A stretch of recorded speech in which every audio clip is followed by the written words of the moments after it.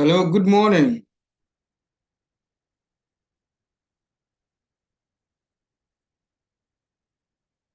Good morning and welcome to the morning's lecture. If you can hear me, just let me know you can hear me. Morning. Yes, sir. Yes, Yes. sir. We can hear you. Good Yes, sir, we can morning. hear you. Good morning. Please, sir, we can hear you. Okay, so the lecture is being recorded.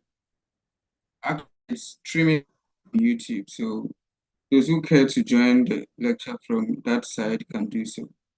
And most importantly, because we are recording it and it's in the public domain, I advise people to check their microphones and their cameras so that we don't get unnecessary feedback.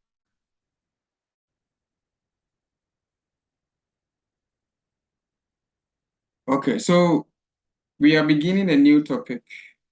It's on activity-based costing. Actually, it's not too different from absorption costing as we have done over the weeks. So we just need to flex our mind only a little bit around the absorption costing. In fact, most of the questions which will be set on a activity-based costing usually will have something to do with traditional absorption costing as well. So the question will be set joint between absorption costing, the traditional approach, and ABC. Actually, ABC is an absorption, just that it tries to improve on traditional approach a little bit. So that's the usual flavor of question from that area. A mixture of traditional absorption cost and activity-based costing for you to compare and then advise. Okay. So the question I have here, I have sent the same question to you by WhatsApp, and I was expecting you will use yesterday's problem of electricity to probably read through the question, even if you're unable to attempt it.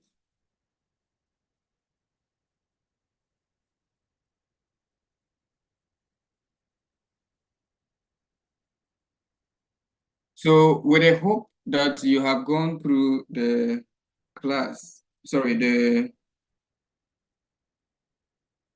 the material, we want to get a fruitful and most importantly, participative discussion. So just be bold and then be also willing to share your ideas, add your voice, let the discussion be nice. Okay.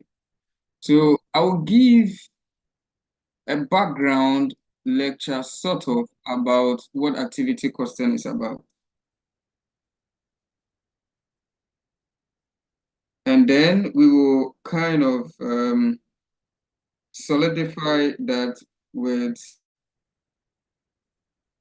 an example.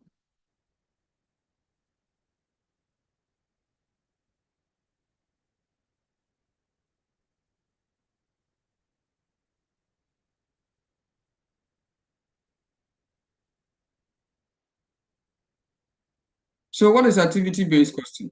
Like I said before, let's pick the discussion point from what we know already, absorption costing.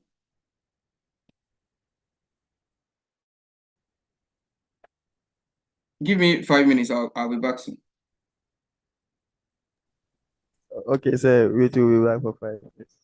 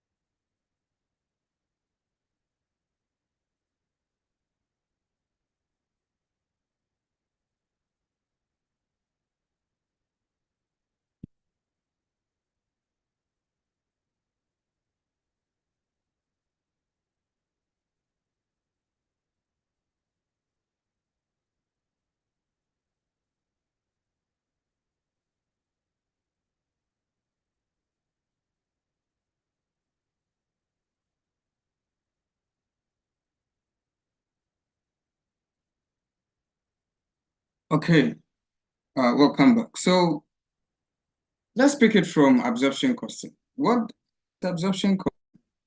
We have already explained it. So what I'm doing is just a recap. When we produce or when we undergo any activity which produces costs, what is important to do, or one of the important things to do, is to want to find out how much it has cost us to do this. Okay, so that's the whole of the business we want to do that requires us to know about absorption cost. When we are finding, for example, a product cost, we understand that the material quantity we used to do the product, the labor costs that was incurred on the product, and all direct costs are easily to accumulate. And it makes sense to see the product cost from that angle. There is what we call indirect costs. And absorption costing is saying that all the indirect costs, which are very close to the production of the product, should be added to the cost of the product. It's as simple as that. It should be added to the cost of the product. And if we should do so, because they are indirect, we cannot track it in that objective way to the products, because it's not direct. It means that the cost might have been incurred jointly by multiple products. So it is not directly attributable to any single product. So we have to have an objective way of sharing it.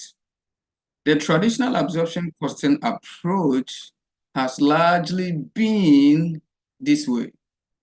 Okay, let's try to sum all the indirect factory costs, indirect production costs, indirect manufacturing costs.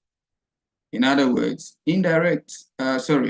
production overheads, factory overheads, manufacturing overheads. Let's sum all of them together. And then traditional absorption costing makes the assumption that these total overheads will be driven, their incurrence will be driven mainly by some one activity. So we look for that activity which largely drives the overhead costs. And over the years from textbooks, you will see labor hours, sometimes machine hours, in most cases, production units. So we are thinking by that way of absorbing the overheads, we are making the assumption that the overheads are incurred primarily by machine hours, if you're using machine hours as the basis of sharing, labor hours, if you're using labor hours as the basis of sharing, production units, if you're using production units as the basis of sharing. So that's the assumption we are making. Whichever basis we use for the statement approach is that the overheads are caused at least mainly or predominantly by this basis. And we have samples on that. It involves only simple mathematics of addition, subtraction, and maybe multiplication. It's not really a big deal in terms of the calculation. The calculations are JHS up to SHS calculations. So what you have to really learn at this point in time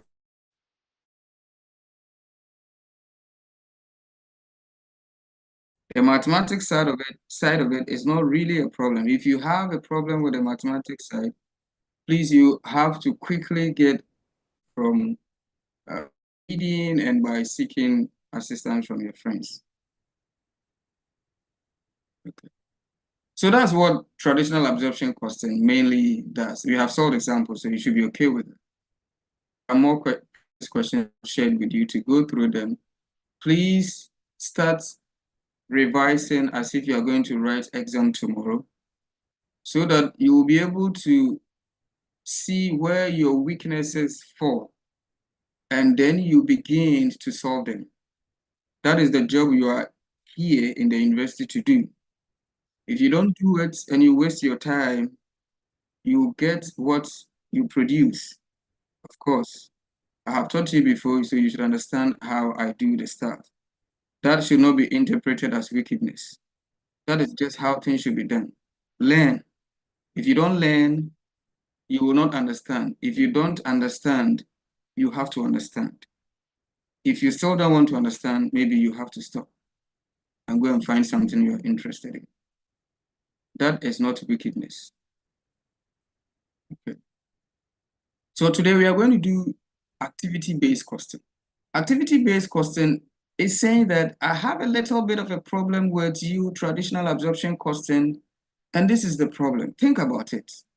When you make the assumption that all the overheads are incurred or are driven by a single activity, that may not be that much true, especially in the current dispensation of manufacturing. In the very olden days, maybe that assumption could be taken because, not because it is so accurate, but because in the olden manufacturing setting, any errors which will be produced with such an approach will be very minimal. But now that things have changed, everything traditional absorption costing might be erroneous, might be very wrong with the calculation. So that's the argument which is coming from activity-based costing. This sounds a little bit problematic. The problem is that, okay, activity-based costing, if you think there's a problem with traditional absorption costing, what is the problem and how do you intend to solve it? Activity-based costing has started explaining the problem somehow. The problem that maybe our assumption that the overheads, the total overheads in the organization are caused by just one single activity, may be oversimplistic, may not be right. Let me tell you what is happening. In the very olden days, we didn't have mechanized, high-level computerized manufacturing setups. And when we talk about mechanized, high-level computerized manufacturing setup, you may want to link your mind to a production setup like maybe the one that is used for the manufacturing of, what can I even use? Maybe Mercedes-Benz.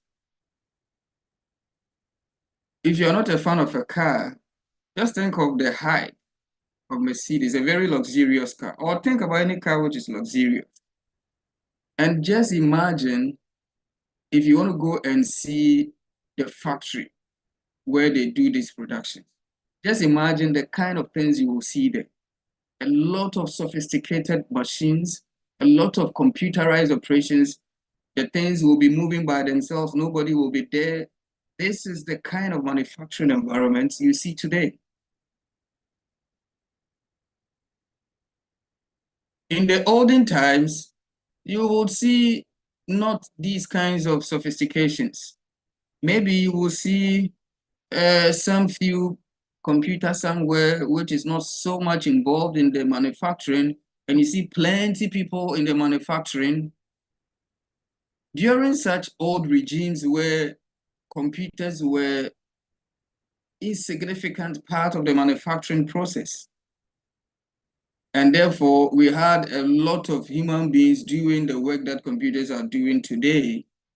You realize that the chunk of the production cost will come from direct costs, material, direct labor mainly, and other direct costs. The overhead cost was not too high.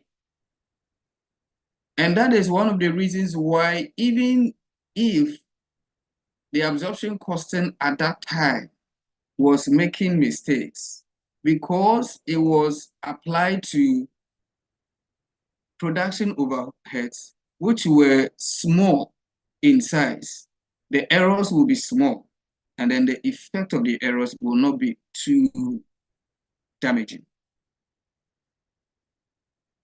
But now, if you come to production environment, you will see a lot of activities, a lot of mechanized systems, apart from the mechanization, apart from the computerization. Another thing you will also find with modern manufacturing setups is the fact that the setups are engineered, or they are kind of designed around customer dictations, customer demands. Remember, we have traveled a long journey from an age where customers didn't have a choice. Production houses have produced what they want to produce. You just need to buy, or you go home and die. So if they have produced black, you shouldn't have a choice of color. You buy what is there. That has changed over the years, and currently we are in a situation where the customer is a king or a queen.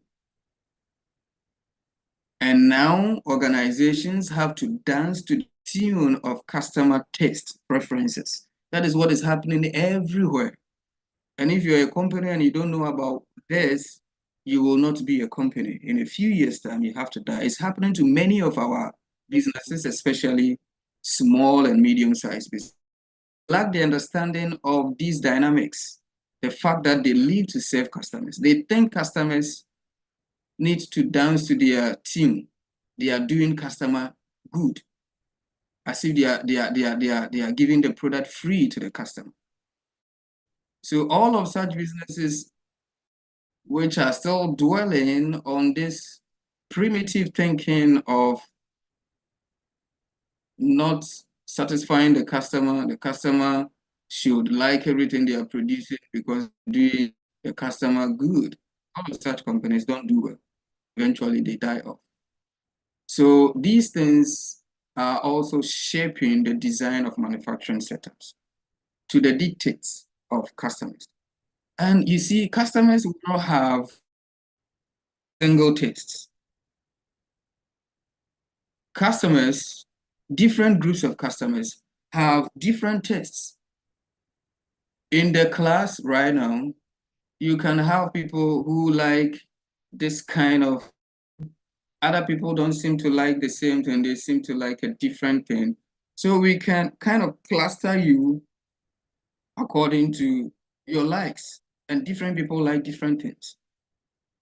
So that should make you understand that a typical production setup, which wants to satisfy customer needs, have to also be kind of grouping itself to reflect the various groupings in customer taste or preferences. So in modern manufacturing, you see a lot of group, or let me say batch production in small, like the previous one, we do mass production one, like you see in UCC, plenty people, that's mass production actually. You're all in one classroom and we do it whether you like it or not, you take it. You don't have a taste, you don't have a choice. This is bad. This is bad. If you go to some other places, maybe they are responding to the principle or the theory that the customer is a king or a queen, and therefore what is happening is that people, first of all, based on their interest of courses, and even within that group, they try to also group sometimes based on strength level. Some other schools do that. And that is an approach on customer taste and the fact that different people like different things or different people have different strengths in this case. What that presents is that there will be a lot of activities which will be by these dynamics. For example, if now organizations need to set up their production to produce for smaller groups of customers based on their preferences, that automatically tells you such a manufacturing setup will have to be resetting up, realigning itself multiple times to meet different product tastes from different customer groups. So there will be a lot of setups. There will be a lot of production setup. The production setup is just realigning the machines. Let's production of Mercedes-Benz C-Class. C-Class is different from E-Class and different from S-Class and different from some other things. So when we want to produce, and it will not make economic sense for have a different for C-Class, a different factory for S-Class, a different factory for E-Class. It wouldn't make sense to do that. In fact, you can't absorb that cost. So it will generally be one production setup. Then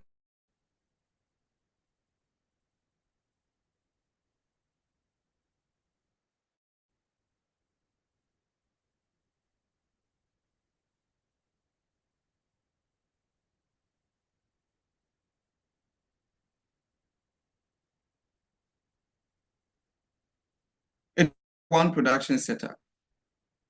And then when we are producing C-Class, we align the production setup to suit the specifications and dimensions of C-Class.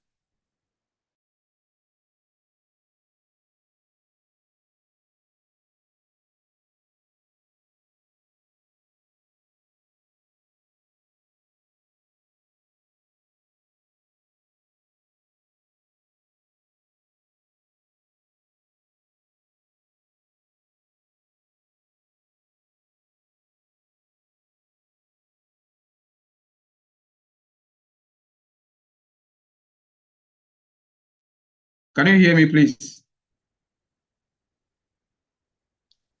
Yes, sir. Okay.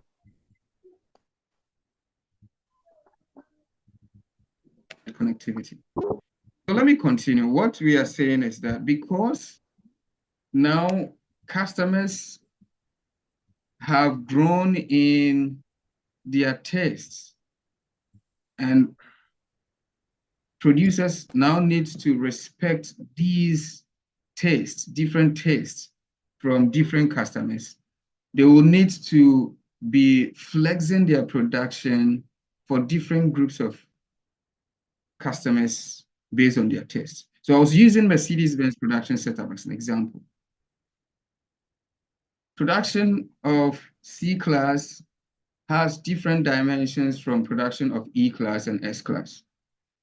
And it wouldn't make sense that Mercedes-Benz has to set up a factory solely for production of C-Class cars and another one separate for E-Class and so on and so forth. It will be one large, maybe production setup, and they will set it up in an agile way, in a more flexible way, such that when they want to use C, they can realign the factory to suit the specifications and dimensions of C-Class. When they finish, they will realign again to suit the dimensions of, say, S-Class, and so on and so forth. So you see, these resetting apps, we refer to production setups, and they come with costs. And these resetting apps is also coming up because of customer preferences and the fact that the whole of manufacturing has changed from the olden times manufacturing. So what activity-based costing is really saying is that it will be wrong for you to lump all of these costs together and think that they are incurred by just a single activity. No. So with the Mercedes-Benz situation I'm using to explain, for example, you will see that there will be machining activities in the factory, and that will generate costs. And I just told you about what is happening with customer preferences, resetting up the factory to suit different batches of production. That is also going to cause a lot of costs, which are overheads. So you will see that different activities generate different costs. So it will be good for you to group the costs based on the activities which are generating the cost, rather than putting all of them together and saying only one activity caused them. Several activities are happening in the factory and they are generating costs. So we pool the cost based on the activities which are generating the cost. Unlike the traditional absorption costing, where the cost pooling is not really on the activities which are causing them, but just some arbitrary cost centers, production cost centers, service cost centers, and then reapportioning service cost centers to production cost centers, and later summing all the production center costs and then using one basis to share. That will not be practical in more, and it will produce a lot of errors in your costing exercise. So that's the argument from activity-based costing. It is very simple. We have to look at the organization's overheads in terms of the activities which are generating them. So let's say we will have something like, these are some of the activities that are happening in modern manufacturing. Let me read some of them. You can refer to page 197 of your textbook, and you will see that table. I've tried to capture some of the activities there. You see material handling. Because you will need to produce in smaller batches in response to customer preferences. There will be a lot of material movement here and there, blah, blah, blah. Unlike the traditional one where, because we are doing mass production, maybe material comes in one. So the material costs, the material handling costs will be not too significant. Here, you will have to do back and forth with materials, moving materials in, maybe moving some back several times because you have to do resetups several times. And that cost that is coming from material handling in modern manufacturing is no more insignificant as before. It's now getting significant because we are doing more of those activities. So all the costs that relate to material handling, we pull them together and call them material handling costs. And then we try to find a cost driver. What a cost driver simply means is this. The whole activity is material handling. Can we have some basis by which we can say that, okay, this is the rate at which, or the rate of measurement of that cost? So for material handling costs, we can think of something like the number of orders. Sorry, the number of production runs. The number of production runs. The more production runs we do, the more we have to be handling, we have to be moving materials. If we set up material production 1, materials will move. If you do it 2, material will move 3. So you can see that the basis of the generation of the material handling cost can be tied to the number of production setups. The number of production setups. So we can use that one as the basis of sharing the handling costs. So we find which unit of the activity, which is the basis of the generation of the cost. How does material handling cost accumulate? How does it accumulate? It doing more production setups. We use that one as the cost driver, number of production setups as the cost driver. Something like machine setup, very much akin to material, not so much akin to material setup, machine setup. When we have to produce, for example, C-class, we have to set up our machines in response to the dimensions of C-class. When we have to do S-class, we have to reset up to suit that dimension. So we'll have to be setting up the machine several times. And anytime you have to set up, at least, if you don't see any costs associated with the setting up, resetting up, think of the people who will be doing the resetting up. Wouldn't you pay them? So you see that because we have to now produce in smaller batches, and there is the need to set up machines several times, the cost associated with machine setup will no more be insignificant. We are doing it several times. And if you multiply a small value by many times, it's not going to be big.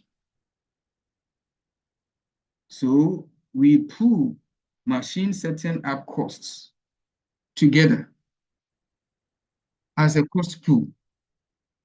And what is possibly how machine setting up costs? How will it generate?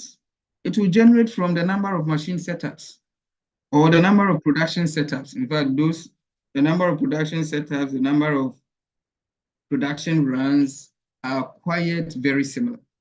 And sometimes we can use them interchangeably. Machine operations.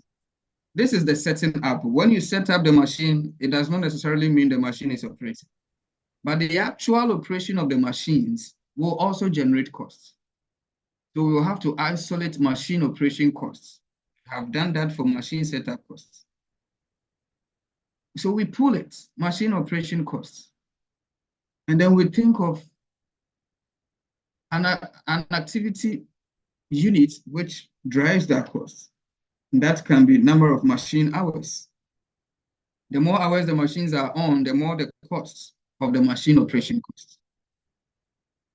We can think of an operation like production scheduling. Because we need to produce in smaller batches in response to different customer tastes, we will have to plan several times for such productions. We have to schedule several times for this production. And all of these things generate costs. Some of them paper costs, some of them, of course, any activity will generate some costs. So production scheduling cost has also become a major cost. How does it arise? We can think of the number of production runs. So they are all in there, but they are different operations generating different costs. ABC is saying that be a little bit more scientific in trying to see the differences in how the costs are generated and absorb the costs on the basis of how they generate. Don't put them together as if they are all generated the same way by the same operation. And the worst of it is you even thinking of using just one basis.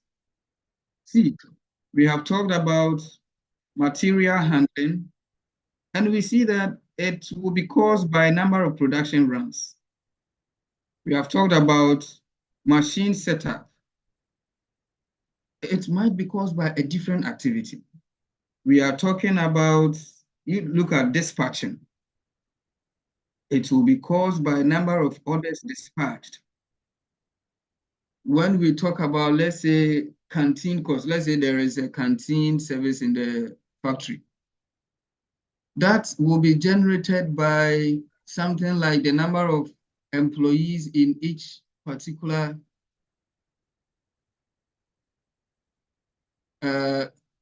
production setup or some other activity. So the clear point I want to make is that different costs which are being generated by the different activities in modern manufacturing will not be caused by one activity. They will be caused by different activities or different underpinnings.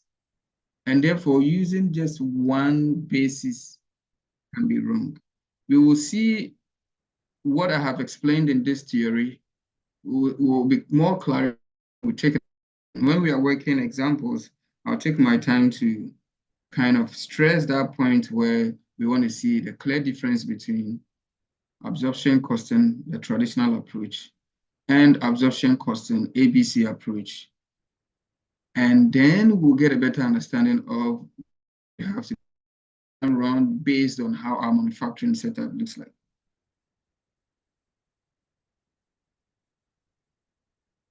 Okay, so now I'm going to share the screen. I have done the theoretical discussion of the concepts. So I'm going to share the screen and then we all can participate in the discussion.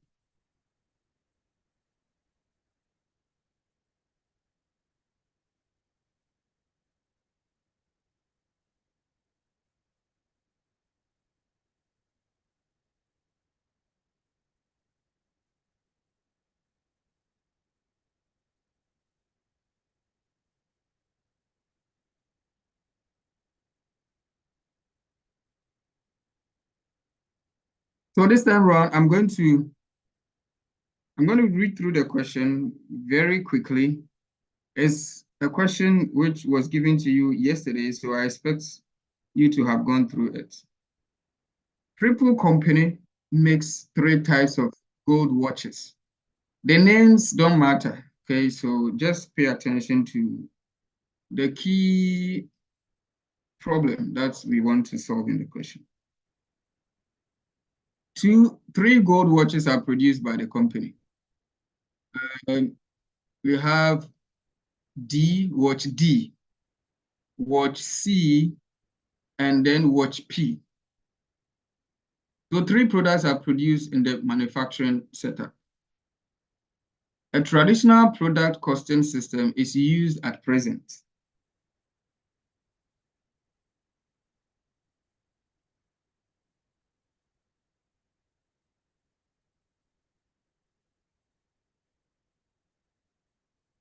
Although an activity-based costing system is being considered.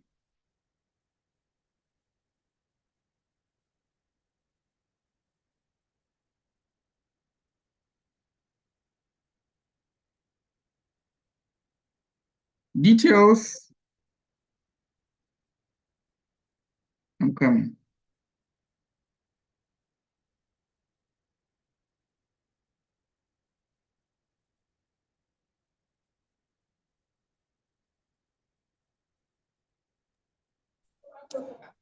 Details of the product lines for a typical period are given below in the table. So we see product D, product C, and so on and so forth, up to product P, product E, product C, product P. And these are the production dimensions. These are the production requirements of these products. For product D, 1 unit requires 30 minutes, half an hour of labor time. 1 unit of watch D uses 30 minutes of labor time. And that same product, it uses 1 hour, 30 minutes of machine time or machine hours.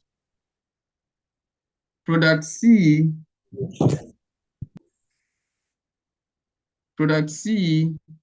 uses 1 hour, 30 minutes of labor hours and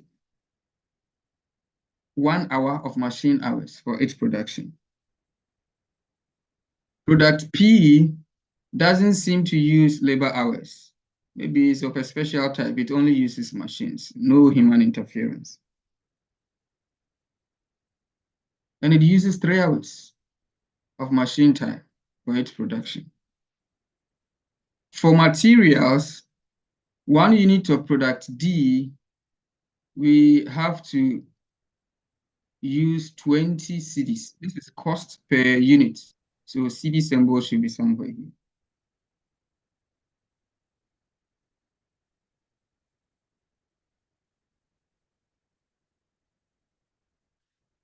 So it costs us 20 cedis in terms of material for the production of 1 unit of D. For product C, material cost is 15 cedis per unit. For product P, material cost is 10 cedis.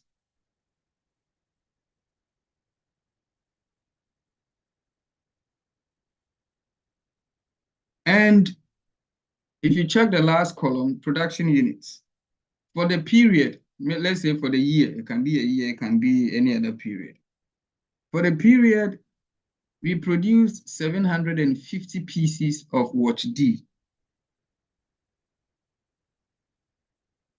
We produced 1,250 pieces of watch C. And we produced 7,000 pieces of watch P. So you take your time to understand this production data. Direct labor costs. Direct labor costs 6 cedis per hour. So you have to now clearly see the connection between this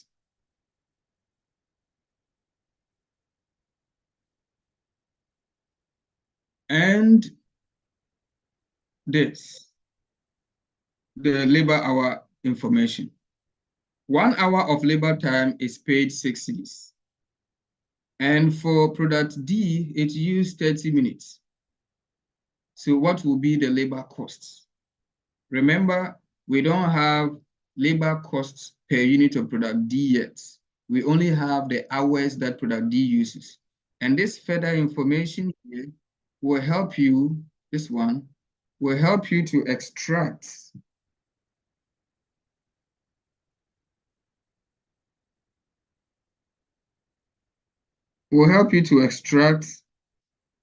the costs of labor for 1 unit of D. So let's go ahead.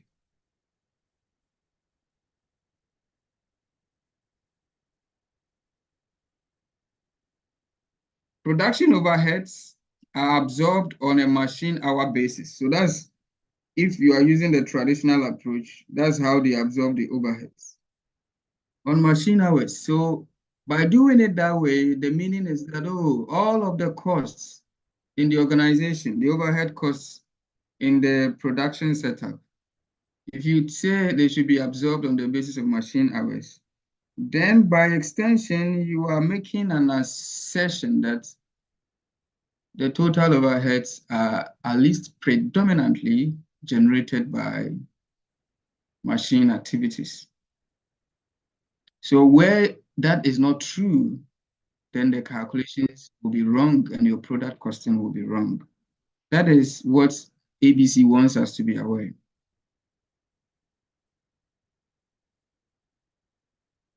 The overhead absorption rate for the period is 28 Ghana cedis per machine hour.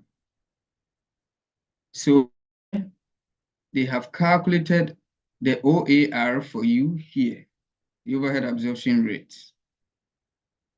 In some other questions, I'm doing a tutorial as well. That's why I'm taking my time to explain all of these things. In some other, you will see that you will not be given the overhead absorption rate straight. Maybe the question will have the data, even this question has the data, compute it by yourself. And by now, your thinking and your learning should be engineered to see all of these things. When you understand the topic, you automatically see how all of these things can be solved. In this particular question, the OAR has been given to you, but I will explain how we would have been able to compute this ourselves, the data itself. When a question comes and it's not there, you should have the eye to see that this is how I have to compute it. And if you can't do that at this time, that is a problem. You have to find a way to deal with it. Don't think it is okay.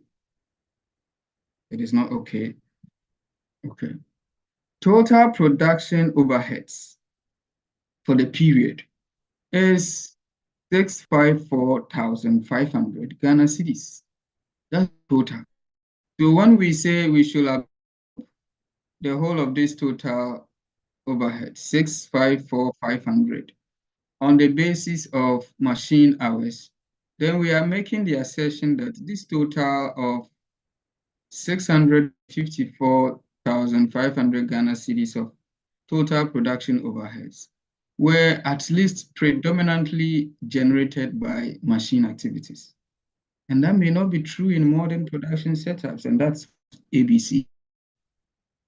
So as we develop, I'm repeating these things because I want you to do those kind of connections as we solve the questions.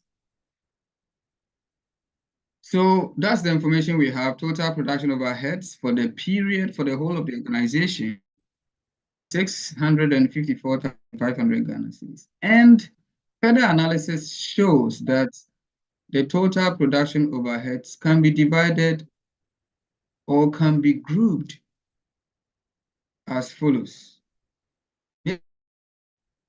They are trying to do some sort of activity-based question. This question is not a full-blown activity-based question.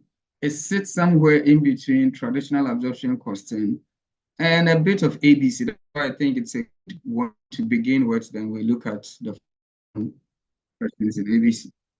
So maybe some sort of ABC analysis is being done here. 20% of the total costs are generated from machinery activities. And then 10% of that total cost is generated from material handling. And maybe another percentage is generated from machine setup. And maybe another percentage is generated from another activity. That is how ABC will do the analysis. And that's grouping the costs, we'll be pooling the costs. So at this point, the illustration, we just want to introduce ourselves to the concept of ABC. So we want to use just this to break this cost into all the groups. So we need to get a total percentage of 100, but I have not done it. So I just did this too. It is enough for us to illustrate ABC and traditional absorption costing and different.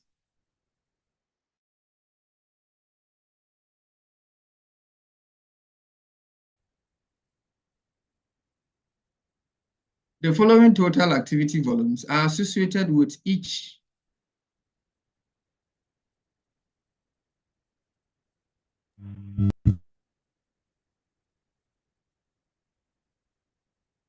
The following total activity volumes are associated with each product line for the period as so number of movement of materials for product D, we moved materials 12 times. Product C, we moved materials for the production of material C 21 times. We moved material for the production of material 37 times. So you see these products have different dimensions and they demand the activity of material movement in different ways. So it will not be right to share the material handling cost flat amongst them. That is how traditional absorption costing will have done it in some way. The question, the requirements, and I will explain it for you to see what we want to do. calculate the cost per unit for product D. Actually, this was a question I set for some examination. It's not.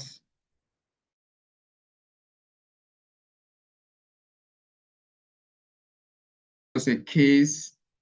No, it was an essay type question. So this was the case. We didn't want it too clumsy. They were doing it within some space of time. So for that particular question, I directed them to kind of do the computation for specific products, not all of them. But for our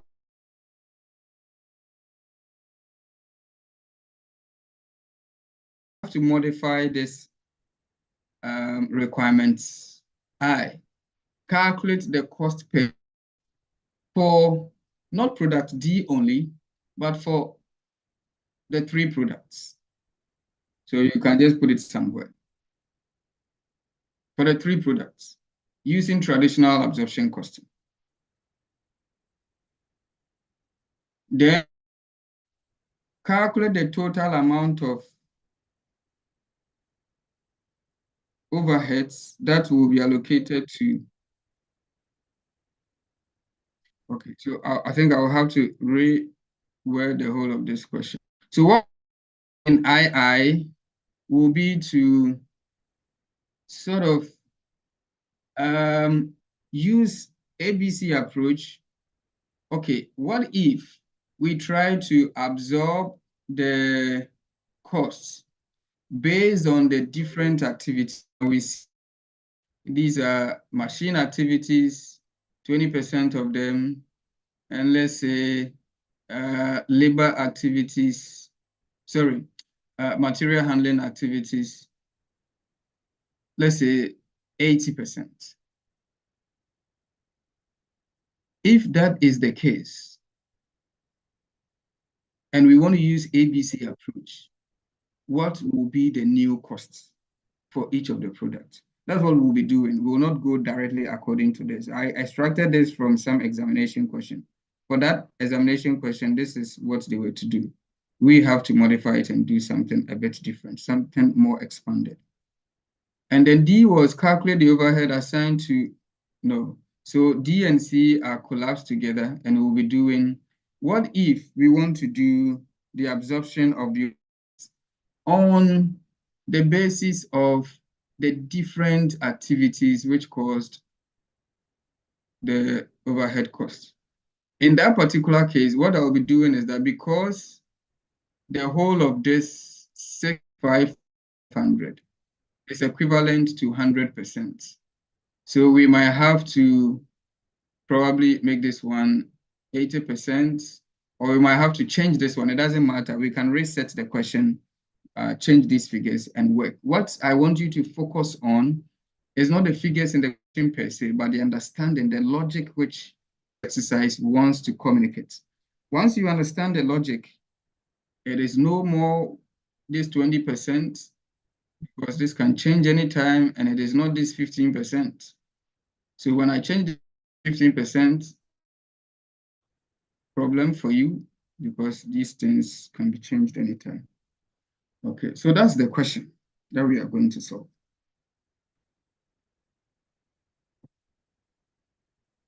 So I'm giving you, go through it at your level. I want you to kind of connect personally with the question, so that, because I'll ask people to participate so that you can participate too. So 2 minutes, our time is, my time, so 2 minutes will be 10:37.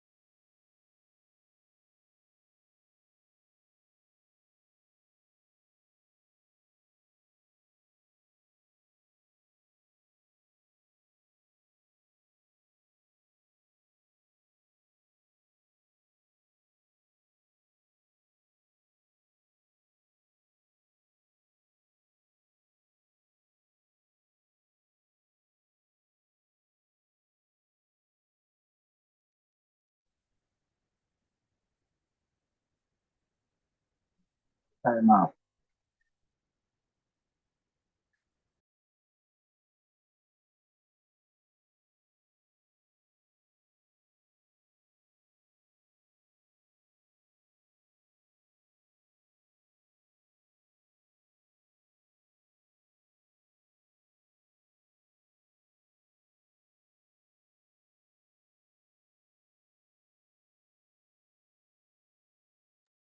Okay, sorry for the delay. I was setting up a different machine so that I can write and do the calculations as if I'm writing on the board for you to see. Yeah, so just a few minutes, it's now setting up, then I'll connect with you.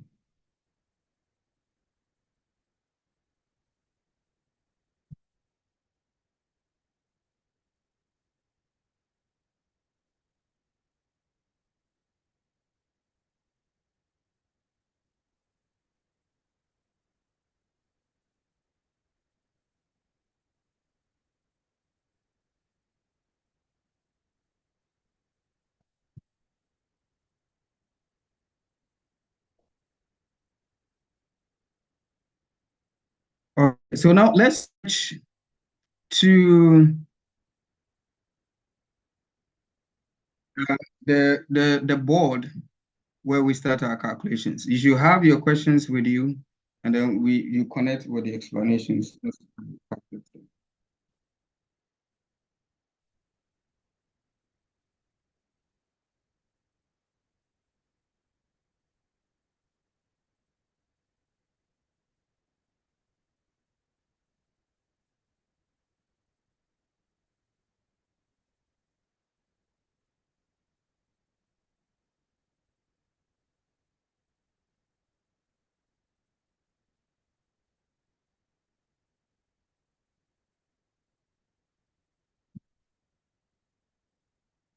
Okay, so now we have our screen, and then what we want to do is we want to tackle the question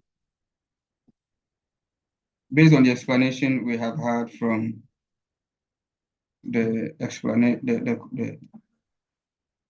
the reading of the question.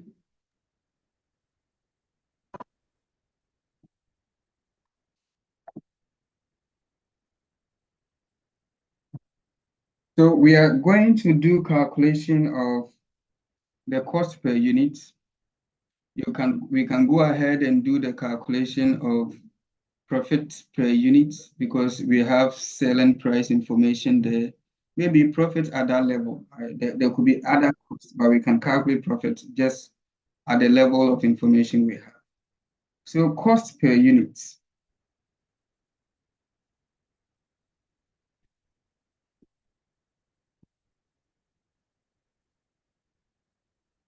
Cost per unit using traditional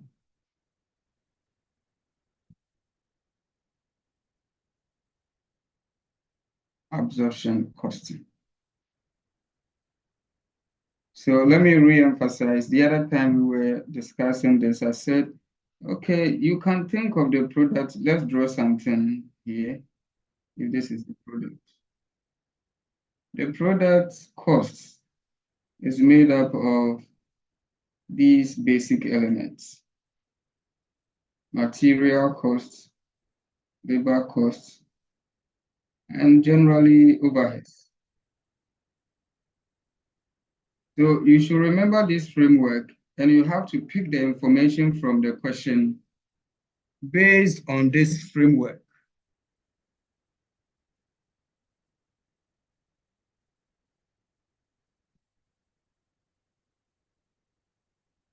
So if I go through the question, I know that, okay, I have products A, no, it's product D, sorry. Product D, C, and P. So I'll do this schedule here. And then I know that for product D, the material cost. So we are calculating, if you like, the direct cost. or the prime cost when you sum all the direct costs. So direct material costs for 1 unit, this is cost per unit, because all the units are the same for the same product. All units for product D will be the same. So there's no need to calculate the total. You can calculate one and scale it. Direct material costs per unit. Let's think of product D first, and then we'll do it for the rest of them. It is straightforward in the question, 20 Ghana cedis. So let me put a cedi sign here. This is 20 Ghana cedis. That for C is 15 Ghana cedis. And that for P is 10 Ghana cedis. This will be marked, and marks will be given to you, even though you have not done anything. You have just picked the data from the question. The only thing you are doing is that you are exhibiting the understanding that, okay, when I have to compute this, this is what it is. Then direct labor. The question said that it gives us information on direct, actually it said labor hours, but it's actually direct labor hours. If the question means to, if there's a difference between direct labor hours and indirect labor hours in the question will categorically speak it. If it stands like this, labor, without any qualification, whether it is direct labor or indirect labor, you have to think of it more as direct labor. If it is not so, the question will have to give that specific clarification. So direct labor, product D uses half an hour, but that's an hour. And then it says that the cost of labor, direct labor, is 6 cedis for an hour. So if we pay 6 cedis for an hour, but product D uses 30 minutes, then we'll pay half of it. So that will be 3. So you have to know that basic calculation. If you lack that ability to do this basic calculation, then you will not be able to pass the test. I'm afraid to point it that way. So that will be 6 divided by, or if you like, 6 times half. 6 times half, because it's given here half hours or 0.5 hours. And that will give us 3. So this is 3 cedis.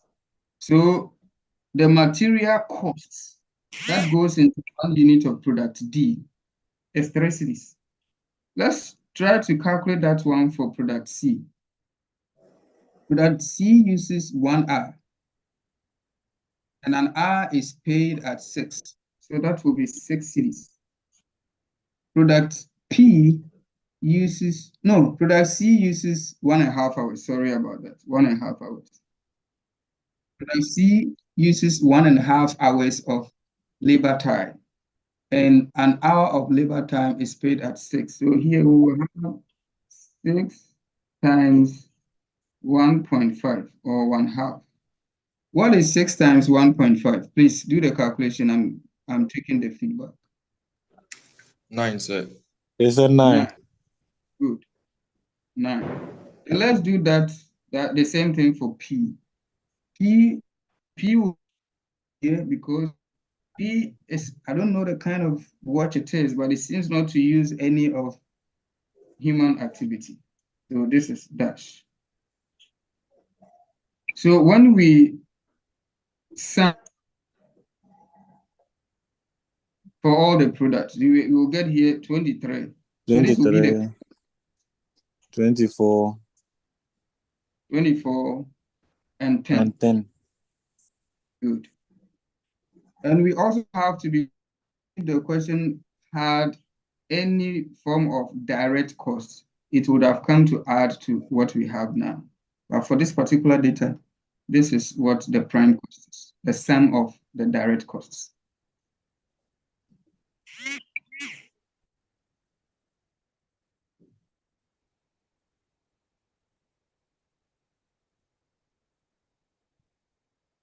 Then we need to find of adding the factory cost, production overheads, share to 1 unit of each product. When we are sharing, so the question is, when we have to share, or if you have to share the 6, 5, 4, 500 total production overheads, 1 unit of D will get what? 1 unit of C should be given how much? 1 unit of P should be given how much? And we have gone through the procedure of doing that kind of sharing. The question gave you straight away that value. It says the overhead absorption rate for the period is okay. It's not as straightforward, but it has given you the question in some way. It's 28 hours machine. So it means that we need to find the machine hours per unit of each of these products. So let me put it here. This will be, but your design can be different. Machine hours here. So machine hours for each of the products. For product D, it is 1.5 or 1/2. And this is 3. And the information we have about the overhead absorption rate is saying that for whatever size of machine hours, we are going to charge you 28 cedis. Yes, we're going to charge 28.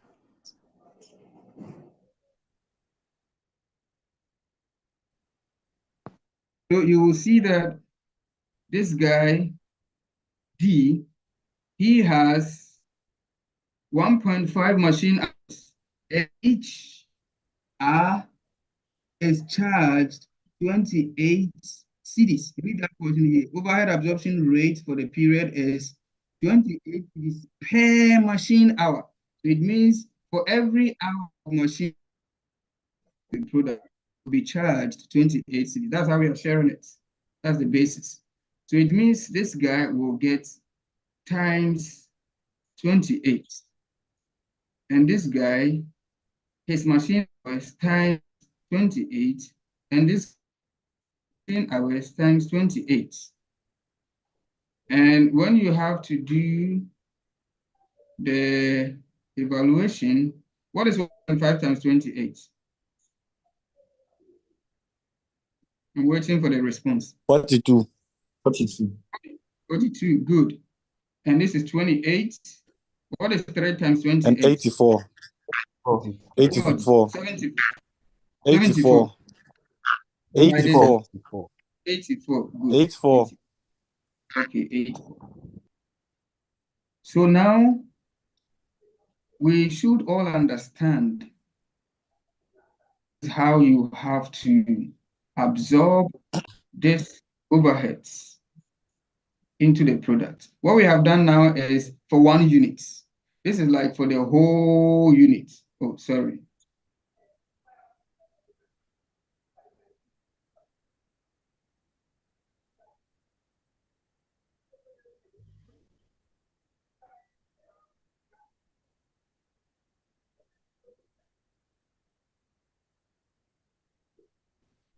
So this 6 sum is for the total unit for all the products combined.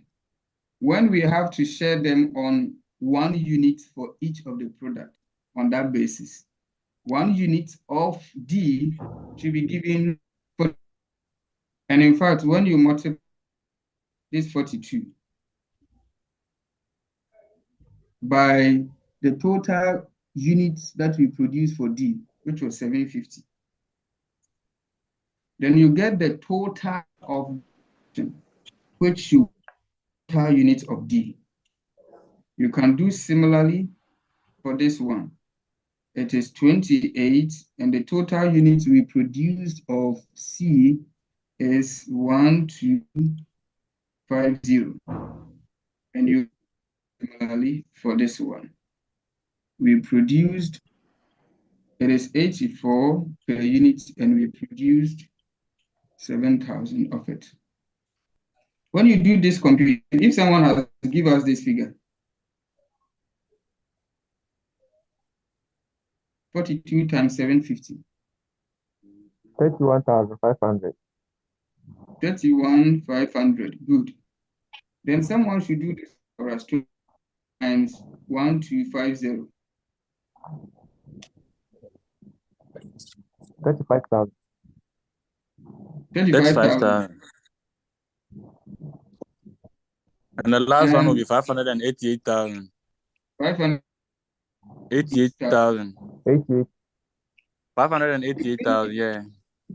It means that when you sum these three, 31500, 35,000, 588,000, you get this. Do the summation and let's compare.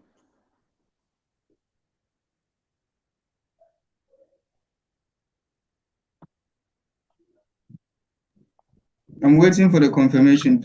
Okay, someone has posted something here. It's 4,500. 500, right? Does it conform? Yes. Good. So this No. is telling us, this is how we are sharing this whole figure to the products. This is how we are sharing them.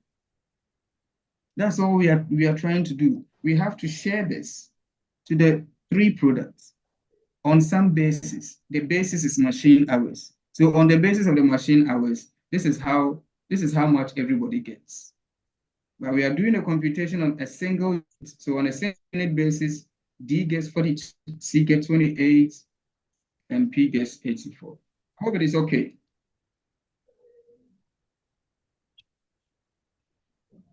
Can I move on?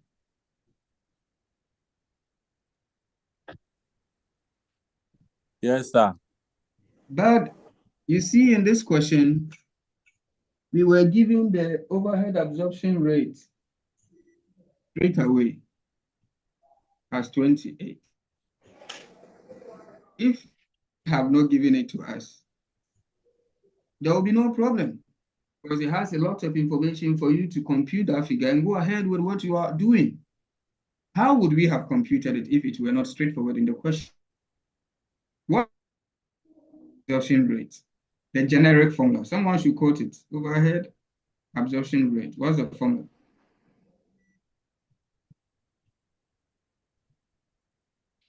I'm waiting for the response, please. What's the formula?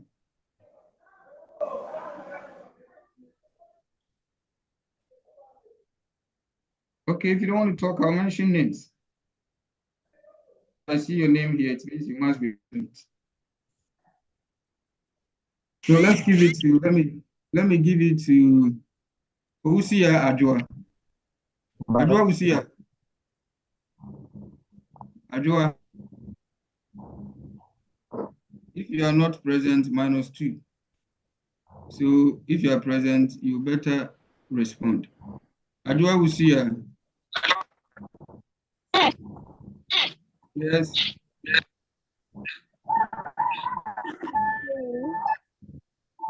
Adjoa, we are waiting for your response.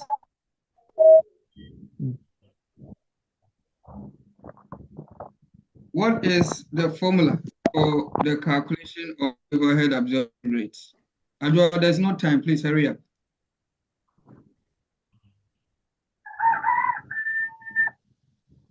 Can I help? Yes, you can help, please.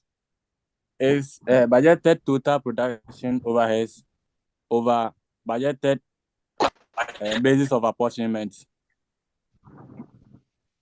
Okay, Budgeted. thank you. So we have total production overheads divided by, say it again, divided by total Absorption basis of apportionment. total basis. Okay, Yeah, so of in this apportion. case, yeah, the basis of apportionment was machine hours. Machine hours, yes.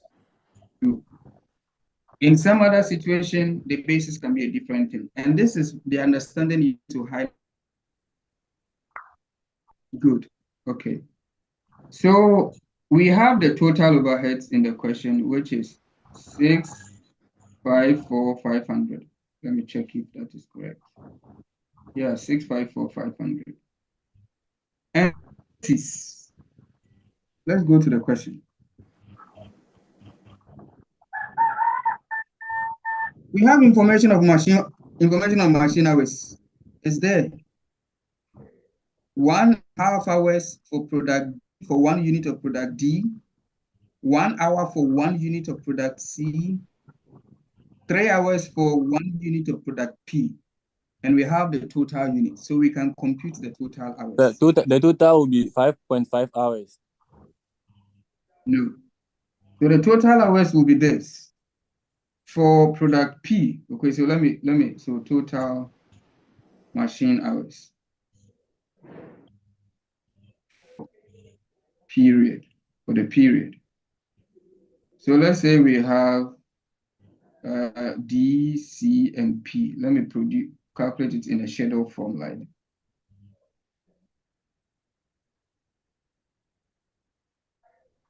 We have machine hour per unit. D is 1.5, C is, and P is 3. This is per unit machine hours. So if you want to get the total hours, we need the total units of production.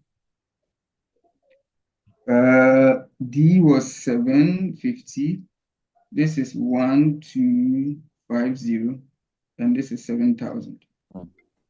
So when you multiply these two, The last one is 7,000. This one is what? The first one. Last one. The last one is what? 7,000. 7,000. Oh, sorry. So 3 times 7, this one will be 20. This one will be 1250. What will this one be? 1.5 times 750 is what? Yes. Is what? 1,250. 1125. 1125. Good. Then we have gotten the total machine hours for each of the products. So for the whole of the organization, because this overhead is for the whole, so whole for whole, that's how we do the calculation. What will this be? 1150 plus 21,000. We go 23,375. 375. So 23375. Good. That will be the total machine. Now we have the value for this question mark. So we can rub the question mark here and put 23375. Divide 654,500 by 23375. You will have to get the 28 that the question gave you. What is this figure? Yes, sir. 28. Okay. So the question could have been silent about it, and you don't need to come and tell me the question is difficult. Maybe you didn't learn well.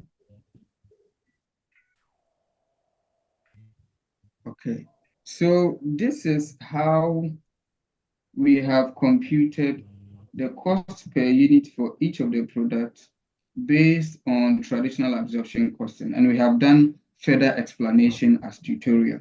So now what we have to do is add this. Oh no, we have already added these things up, and we have this prime costs. We have this prime costs. Then we have this overhead cost. So when we add these two, 23 plus 42, what would we get? 65. So 65. So this is the full cost of production for 1 unit of watch D. What would it be for C? Watch C. That will be 24 plus 52. Good. What will it be for product P? That will be 10, 94. 90. 94. Okay. 94.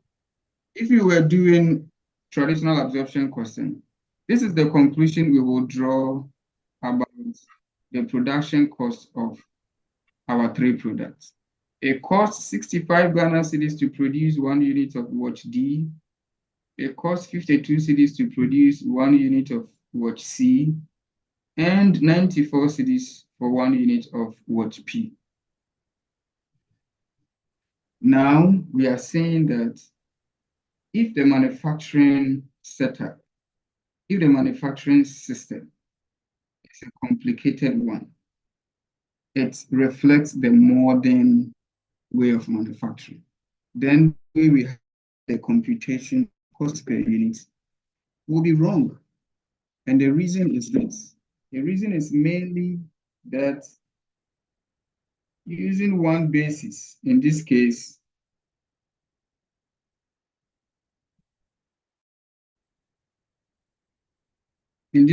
machine hours, is oversimplistic.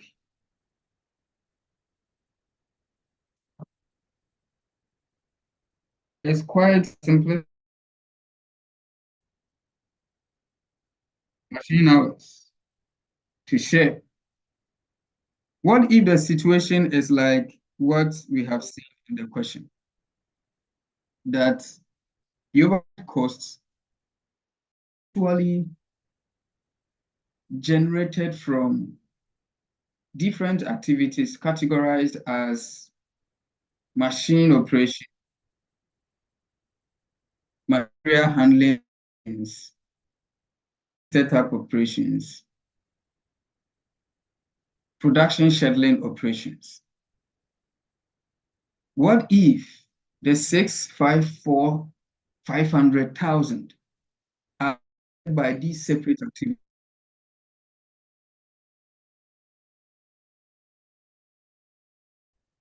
What if the 654,500 was generated these activities?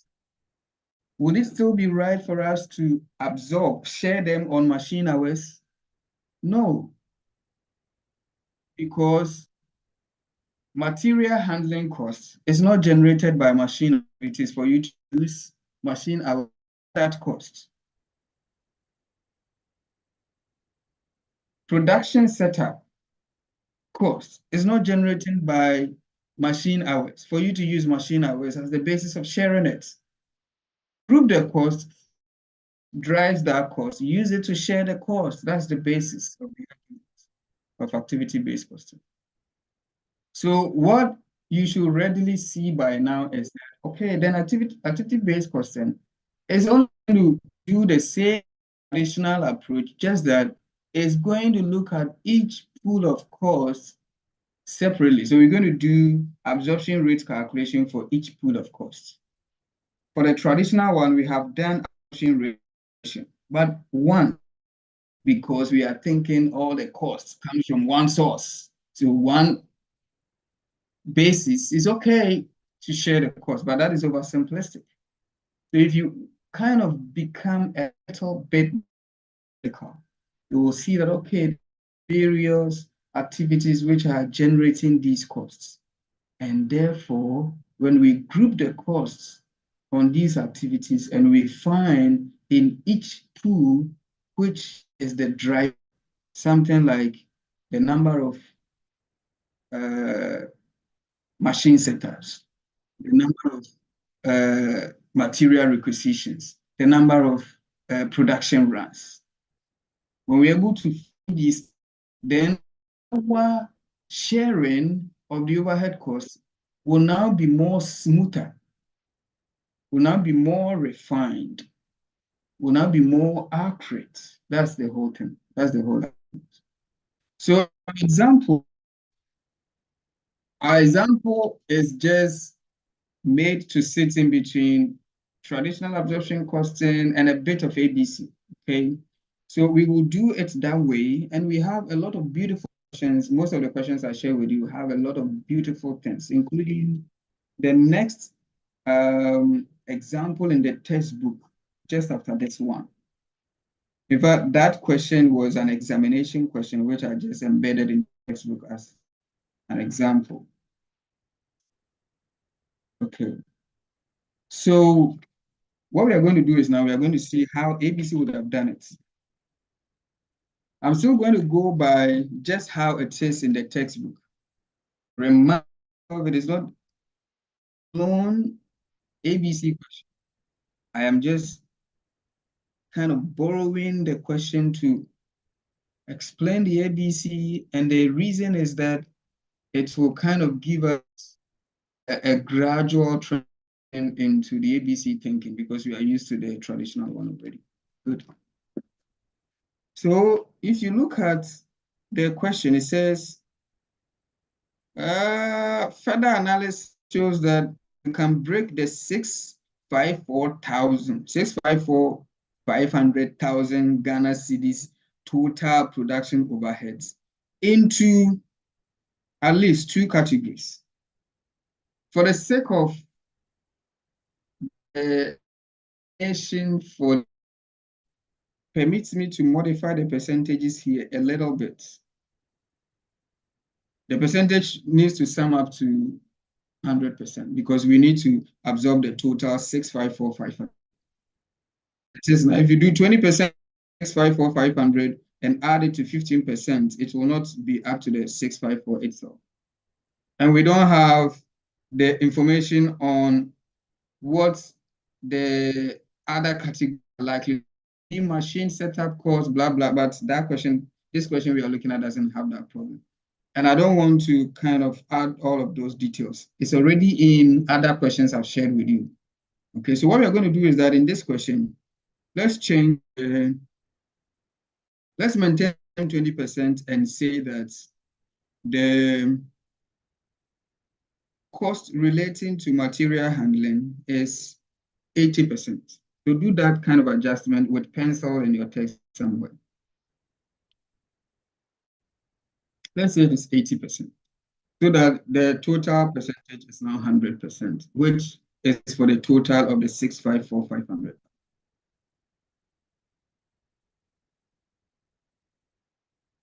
And what we want is that if we can now see that the overhead costs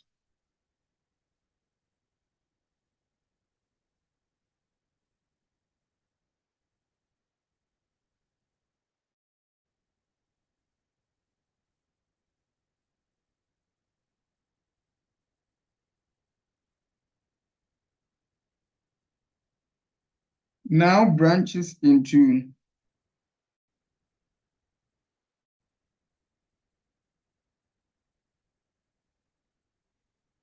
machine operations costs of 20% of 654,500.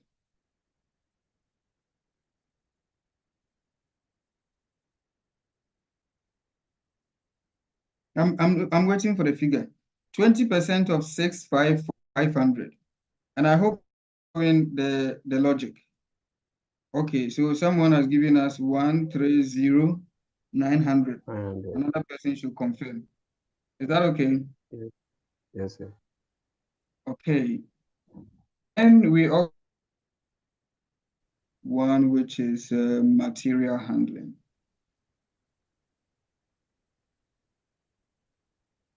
Costs of the remainder. You can subtract 139,500. It will be must calculate.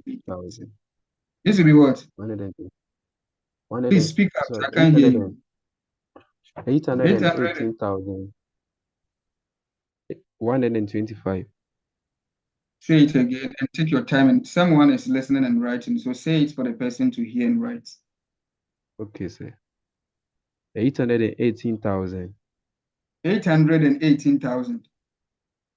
The whole is 125. not up to 805 to Someone has given to us 523. Do you understand what we are doing? This cost is being broken into two. We have already got which is even more than the total. Okay, another person has confirmed 523 600. Good. When you add these two up, it should give you the 654 500. So analyzing the total cost in the activities that are driving the cost, this is what we are getting. Machine activities are driving 130,900 of the total cost, and material handling is also driving 523,600. So the point we want to stress is that this material handling cost is driven by the number of movement of materials, number of material movements. And we have that information in the question for each of the products. 12 for D, 12, 21 for C, and 87 for P. So you see that this material handling cost, the incurrence of it is not underpinned by machine hours. So what we did earlier of sharing the total 4,500 using machine hours was wrong because all of 523,000 plus cost will be wrongly shared or will be shared on the wrong basis. That chunk of the cost, 523,600, has no relationship with machine hours, and yet we are doing the calculation as if the 523,000 overhead cost was generated by machine hours. No. So that is how we are wrong with the traditional absorption costing calculation, if this analysis is true. Of course, it has a relationship with machine hours. So the basis can be machine hours. So we can say that we are just about 20% correct. We are 80% wrong with our calculation. This is just 20%. And this is the one which seems to have a good basis. The whole of this one, the basis is wrong. So we are about 80% wrong, and that is failure. And that's what we want to prevent. That's why we are learning this kind of technique. So if this is true, now let's see how the cost will be. How the cost per unit will be. So cost is the same as above. It is only the overhead which is going to change.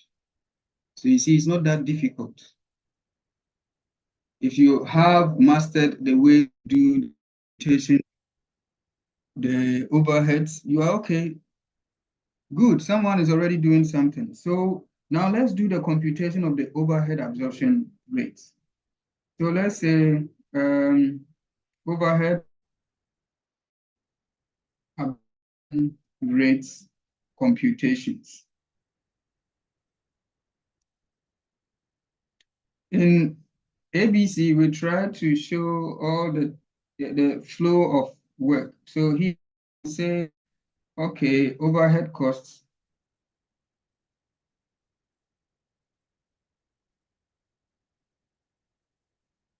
so let's say total amount,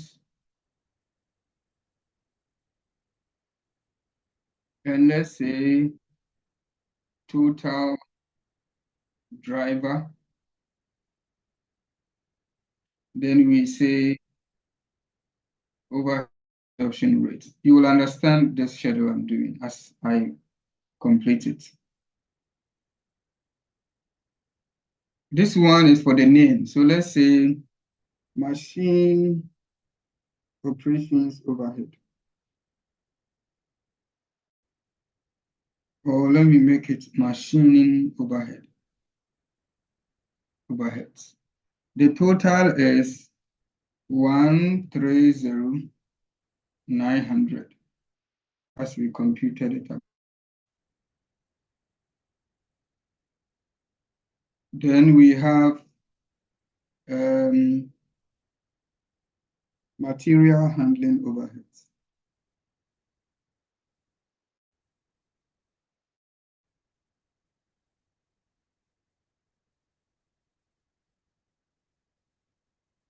That one is a whole 523,600. The drive for machining overheads is machine hours. And the total driver, we computed it earlier. It was 23375. Each one connects to this. Each one should be able to calculate the total machine hours from the question. Then we have total driver for material handling. In the question, we have material handling for each of the products. So for the whole period, we did material movement 12 times for D, 6 times for C, and 8 is C. When we add 12 plus 21 plus 87, what do we get?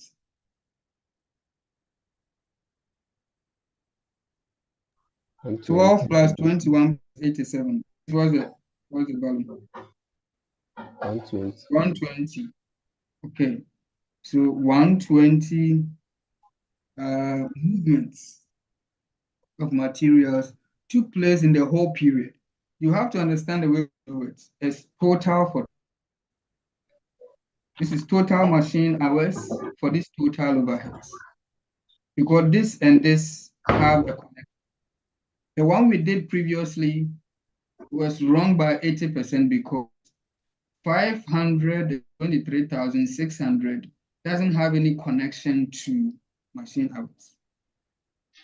But this time around, the way we are doing it, this 130,900 has a strong connection with machine 275. And 523,600 material handling cost has a strong connection with the 120 total material movement in the field. So like for like, that will make us get it more accurate. So what will be the absorption rate? We are going to absorb each category of overhead on its driver. So overhead absorption rate is this overhead absorbed on its driver, and this one also on its driver. So let's take the machine hours one. It will be 130,900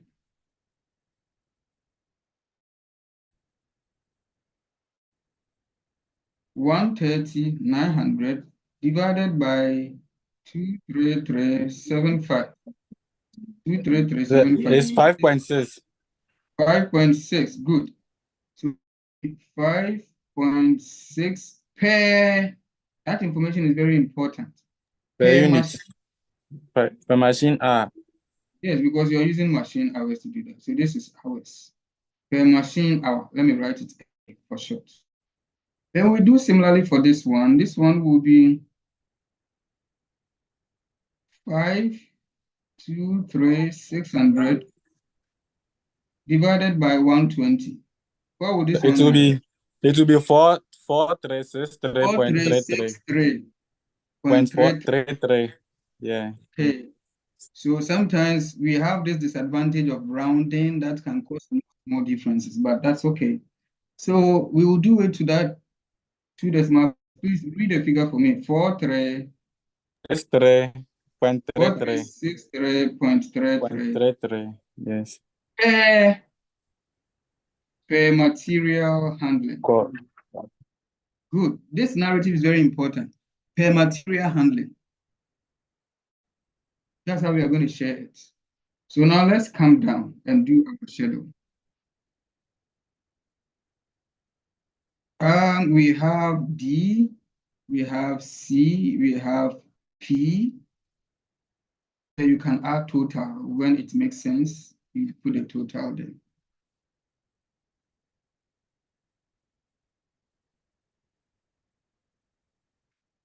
So prime costs.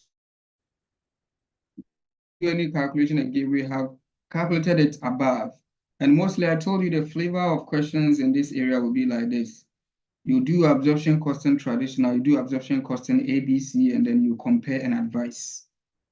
So you would have probably prime cost computation from the traditional approach, which will not change, except if the question has an indication that something needs to change. Normally, it doesn't change. So prime cost for D was what? Check from your book, please. Prime cost for D.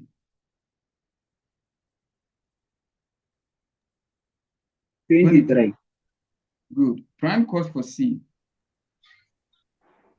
24. $24. And the last one is 10. Good. And now we are going to bring the overheads.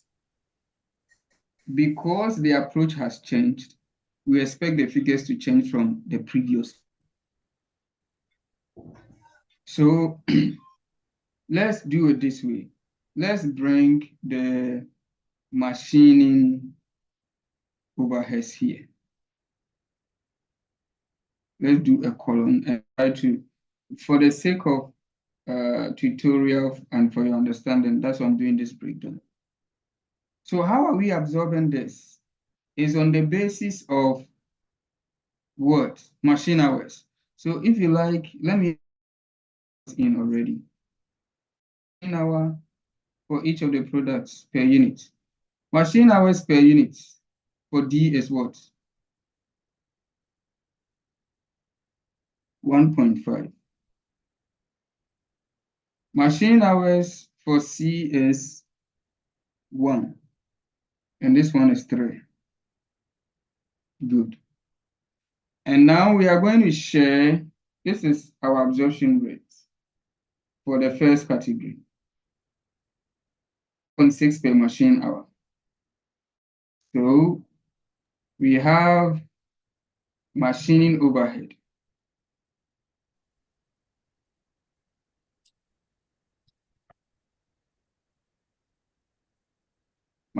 Overhead per hour is 5.6, 5.6, 5.6. This is how it will be. And then what is going to change between them is this. You're going to multiply these two values. Yeah. It is So- my so- machine overhead rate per hour multiplied by my hours of production per hour. Yeah, so Per the first one is per the first unit. one is So the first one will be 8.4. what? 6.4. 8.4. The second one, 8.4. Yes, sir. Okay. The And second one is 5.6. 6. And the last one is 16.8. 16.8. Okay. Yes, sir. What I want you to understand and highlight is that our calculation of how much of the machining overhead that should be given to each unit of the 3 products is calculated this way. Let me different.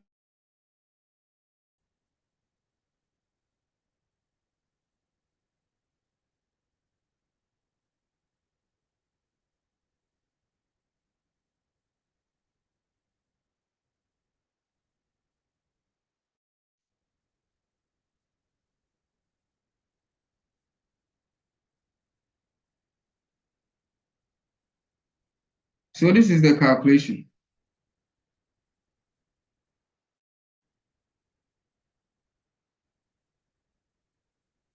This is how we absorb only the machining overheads. The machining overheads is related to machine hours. And we shared that machine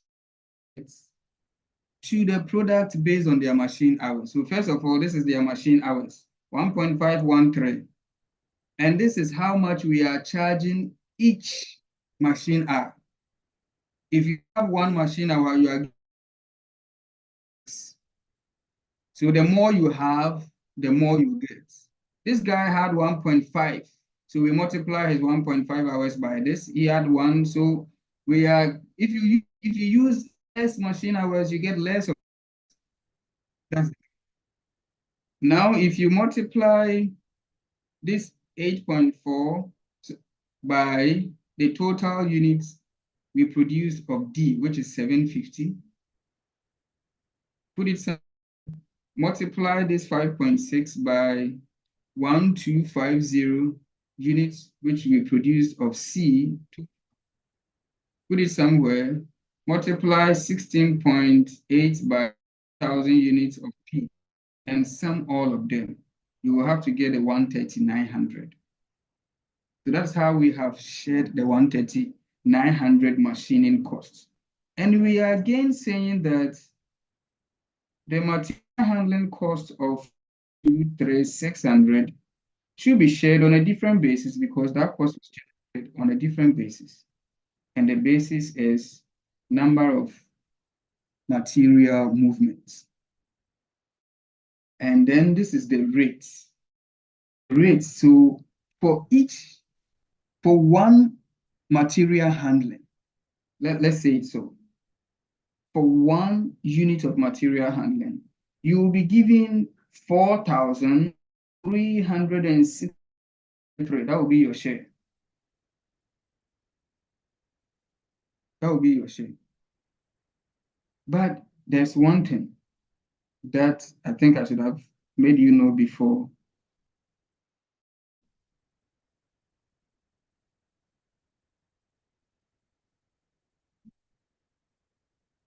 When we do it like this, okay, let's go ahead. When we get it, I will explain it. To this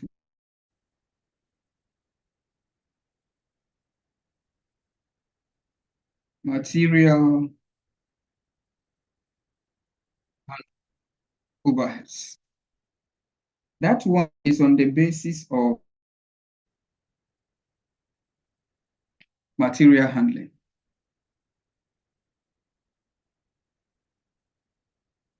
The material handling information you have there is for the whole period. And the whole period is connected to the total value, not per unit value. Sometimes, the reason I'm taking my time to emphasize this is that many of the mistakes that students make with these calculations come from there. We have a mixture of per unit terms and some of the data are at total level. So how you do that kind of scaling, sometimes students forget or they do it wrongly. When we do these things, for example,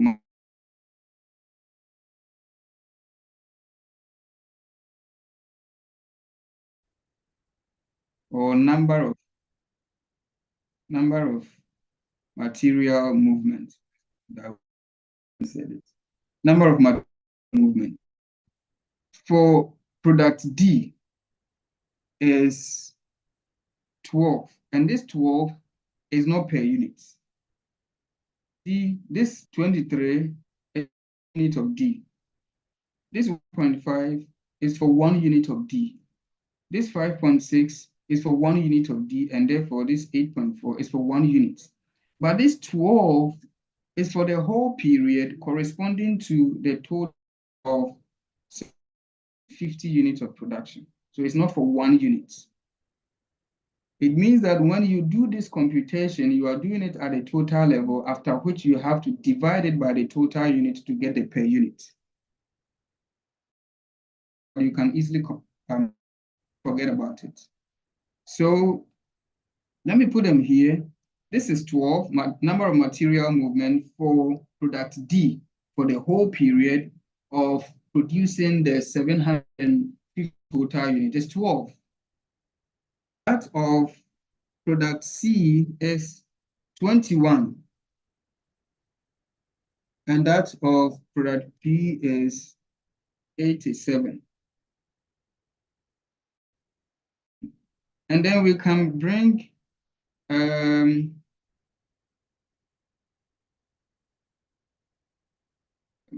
material handling overhead rates per material handling. So that is how do I even put it so that it will become more easy for you to grasp it. This is per material handling movements. Okay, so material handling overhead per material movements. That's the one we calculated here. 4363.3. So for each material movement, you will charge 4363.33. It will be the same for all of them. 4363.33. 4363.33. And when you multiply this against this against this, let me do it better. So let me put times here. Times. When you multiply this times this, what would we get for product D?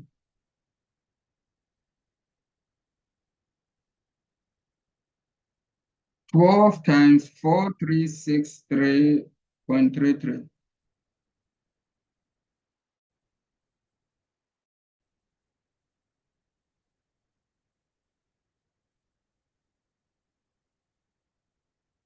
I'm waiting for the response, please. 52. So 3. 359.96. 523. 59. 59.96. Let's go product C. 91.6. 91.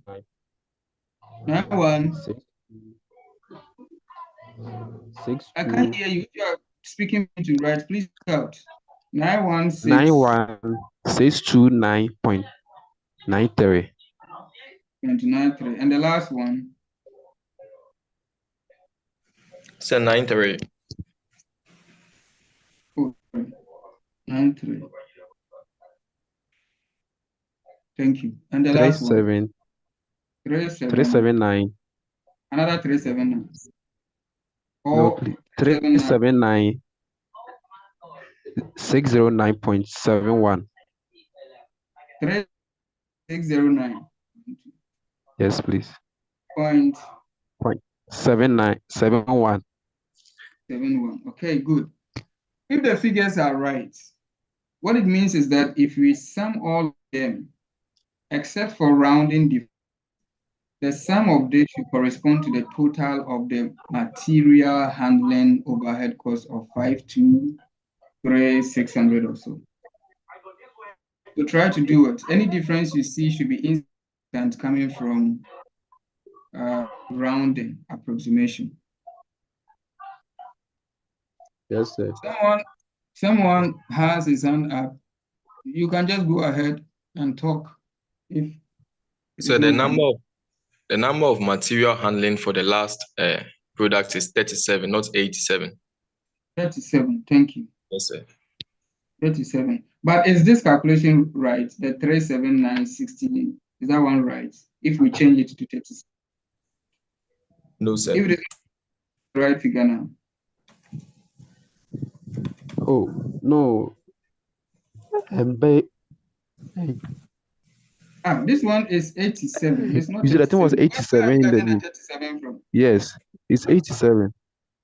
The one who said 37, It's please let me know where you are picking it from so that we can correct that problem. What makes you think it is 37? It's not a mistake. So Maybe it's the right. 37 somewhere. We see how we understand what we are doing. Okay, it's 87. So this figure is right. What I wanted you to check is that if you add these three things, the figure you get should be very close. It should be rounding Yes. difference. Close to We have 5 something thousand. 523, 523, 599.6. good, which is approximately 523,600. The difference is because we have with the decimal places. Great. But we have done this allocation of 523,600 to the product at the total level. So the whole of this figure you see here corresponds to 750 units of D. This one corresponds to 1,100 and 200 units of C. And this one corresponds to 7,000 units of D. But the question said we should calculate at the per unit level because all of the computations we have done, the prime cost is per unit. What we do is that we divide. So you say, let me come down a bit. You come and say total units of production. D is 750. This is 1250. This is 7,000. And how I get the per unit is that I divide this total cost, this cost, by this. So I can do this and say material handling overhead cost per,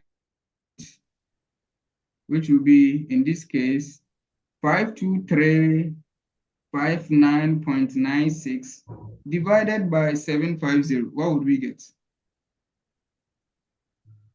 698.13. 698.93. 1. 0.13.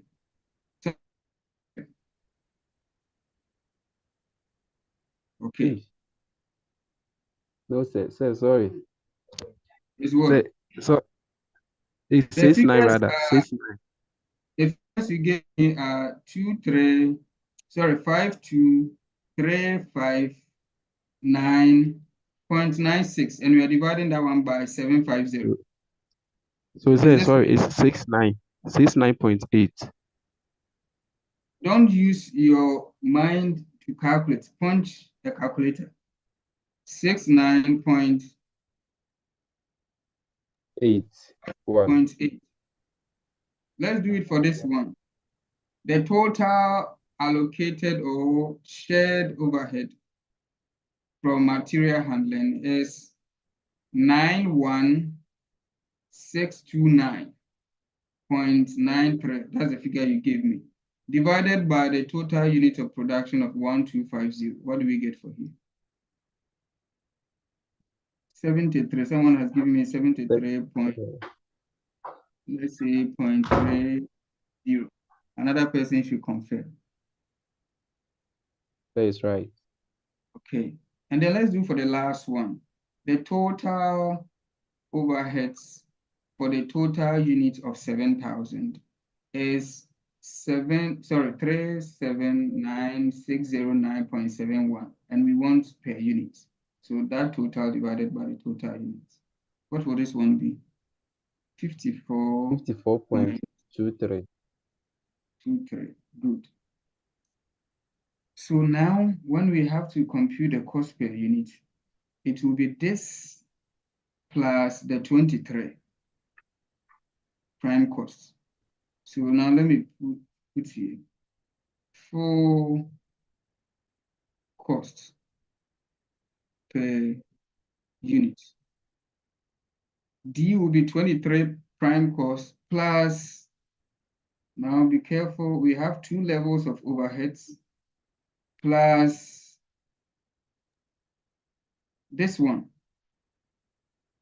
Let me change my pen to illustrate certain things.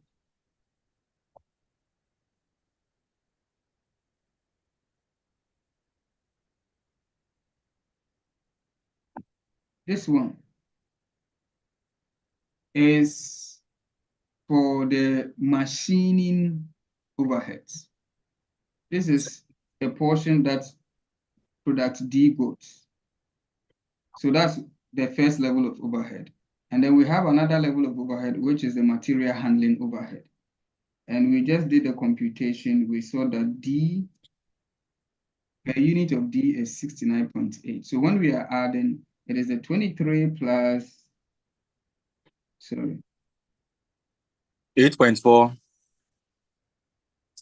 Yes, I'm coming. 8.4 plus 60. So 23 plus 8.4, right? Plus 69.8. What would we get? 101.2. Good. So 100, let me take a pen. 101.2. 101.2. Like this, Yeah. right? Yes. And then let's do similarly for product C. Now we should know what to add. What would we get for product C?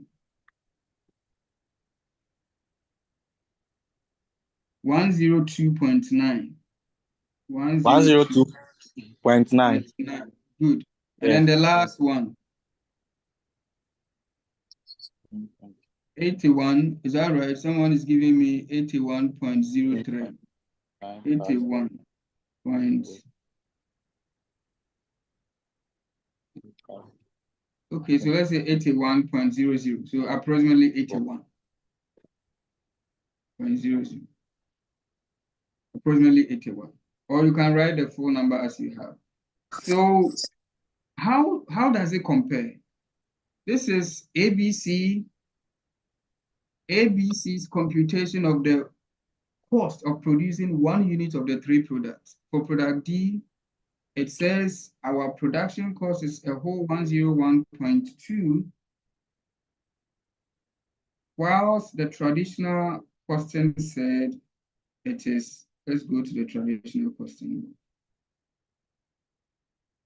Where do I even have?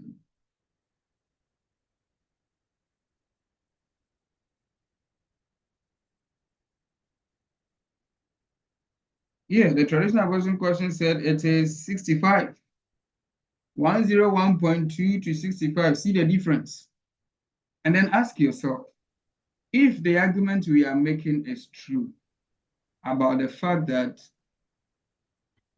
if the manufacturing setup is a bit complex and therefore several activities in the production center are generating different costs, and therefore we have to pool the cost on the basis of the activities generating the costs and share these costs based on which is driving the cost, which activity is driving the cost.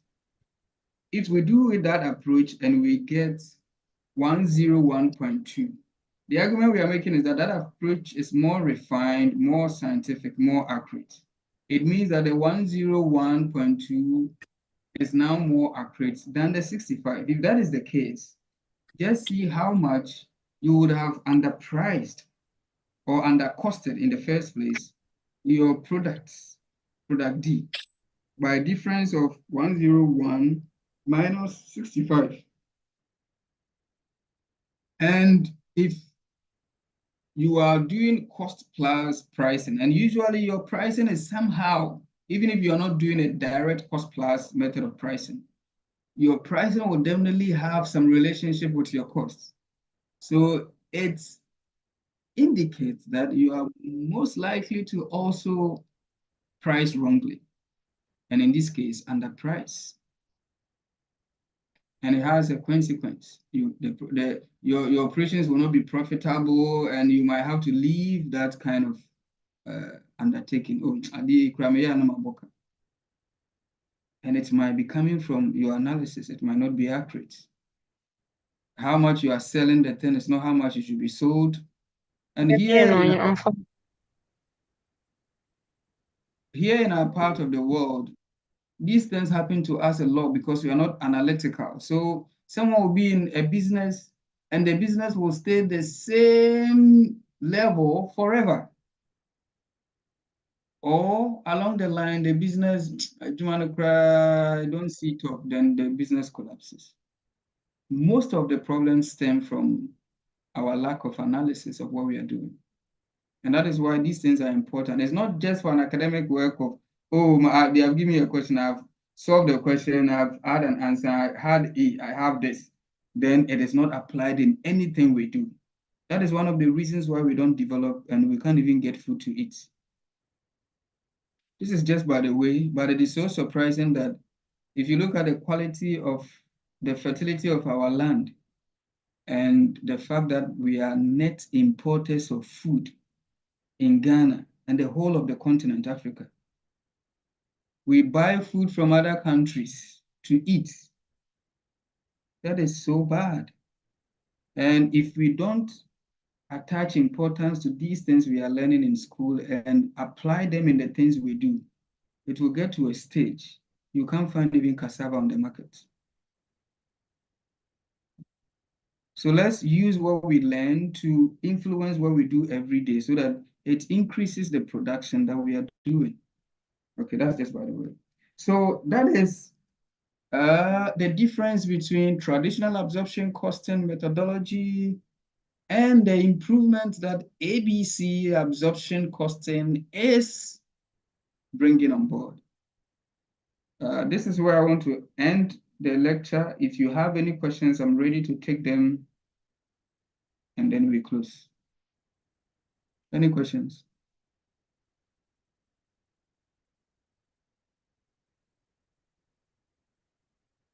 Any questions, please?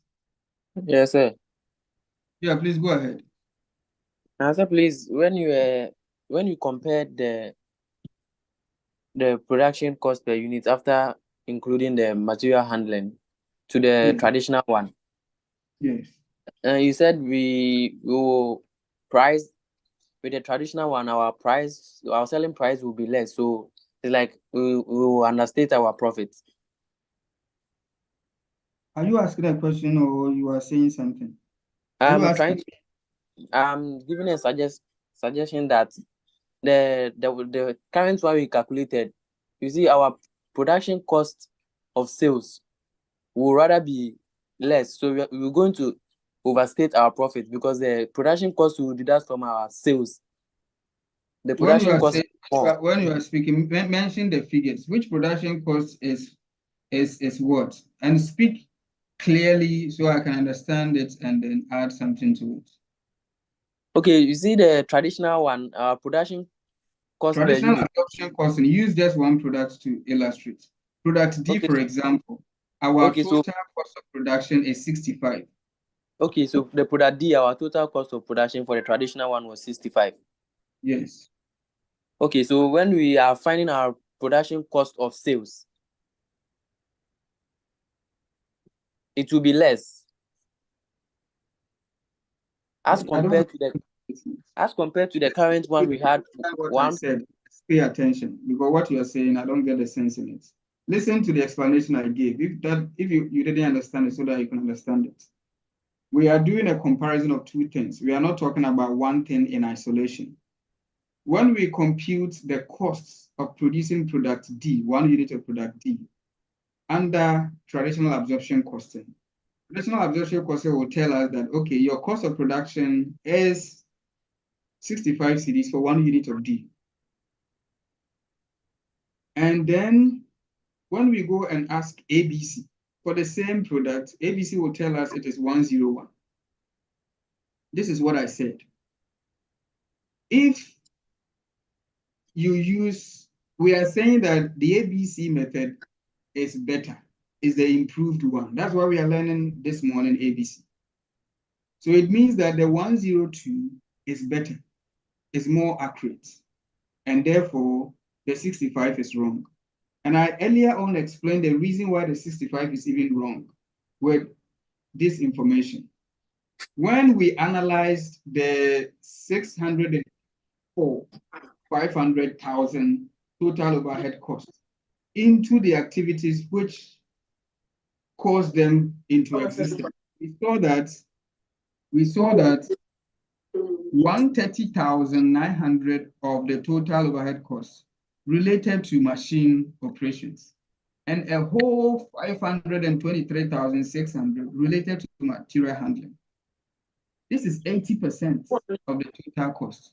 So when we share this 80% of the cost on a wrong basis of machine hours, and that is what the traditional absorption costing did by using only machine hours. So that absorption rate we calculated was 80% wrong. By extension, you can say that the 65 cedis we have for product D under the traditional absorption cost is also 85% wrong. And if it is 85% wrong, this is the implication. It is wrong by the cost being smaller because you didn't share it well. Compare 65 to 103. That cost is small. So it means that we didn't share the cost well, and the traditional absorption costing is giving us a of our production. And the real cost, because we now say ABC is the best one, the real cost is 101, not 65. And usually we price our products using information about the costs produced. If I have produced the thing at 10 cedis, I can't sell it at 10 cedis or 9 cedis. I want to make profits on my costs. I want to make profits on the product. So if I produce it at 10 cedis, I want to sell it maybe 15 cedis, make a margin of 5 cedis, or some other value which will make me some margin. So that is what you will do with your pricing. If your cost is, someone is telling you your cost is 65. And let's say you expect a margin of, say, let's say 30%. You work 10 on the 65, add it to the 65. That will be your selling price. But that will be a smaller selling price because the base which is informing that selling price was wrong by being undercasted. If you do it on ABC, ABC is 101. If you expect the same margin of 30%, you do, the selling price will be 1.3. That is 100% plus 30%. So 1.3 times 0.01. That will be your selling price, and that will be higher. That is just what I'm saying. It has no complications. You have to understand it as that the first cost, ABC cost 65, is smaller, and it is wrong. So if you are basing price, you will price it also smaller. Pricing it smaller means that you are likely to run at loss or run at a stagnant position, and the business will not grow, the business will die. This is common sense. No argument should be on this. If you're using the argument that now your cost is right and your pricing will also be right, and everything will be okay. Thank you very much.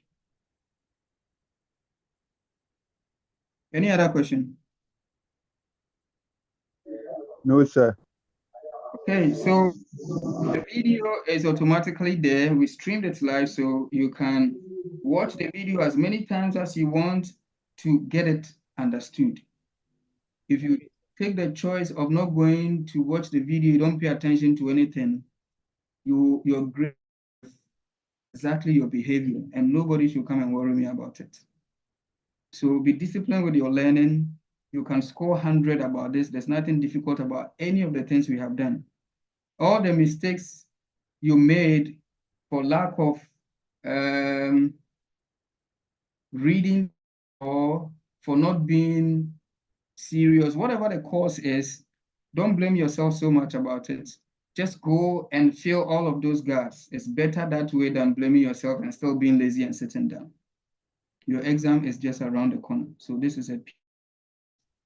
Okay, thank you very much. Let me take the opportunity to announce the submission deadline for the project work. That will be, let me check the calendar here.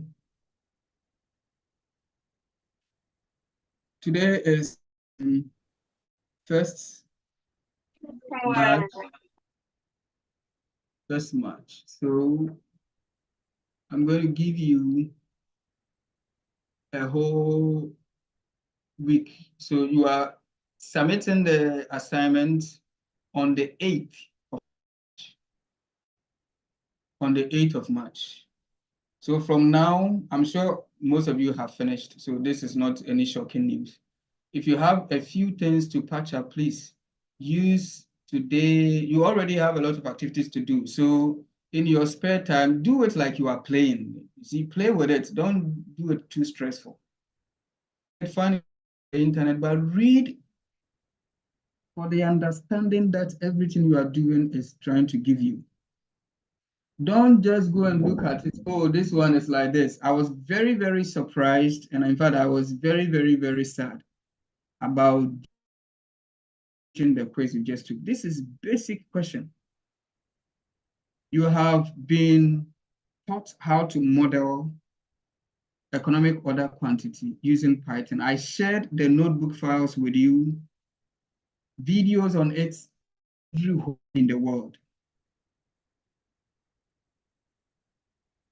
And then in the question, I didn't even ask you to do the modeling.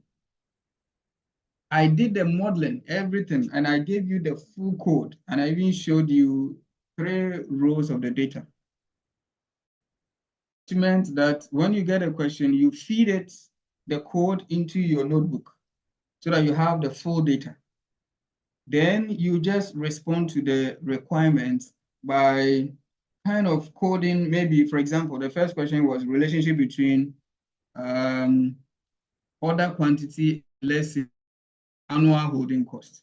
You have the data. It's just a matter of extracting the 2 columns. Just by even reading the figures, you will get a sense of how they are relating.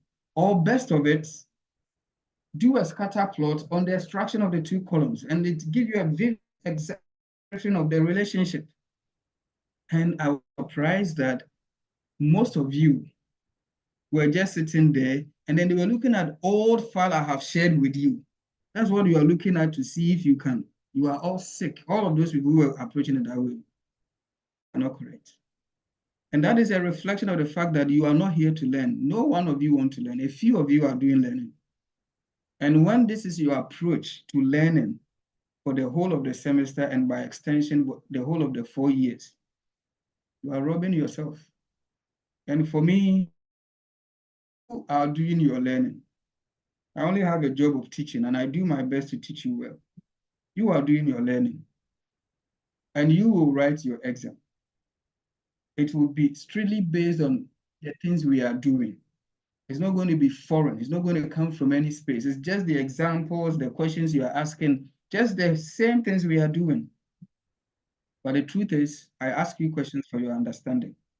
I don't ask you to do something to represent something, because we get nowhere with that behavior. So when the questions are presented and it shows you don't understand it, you made it or you will leave.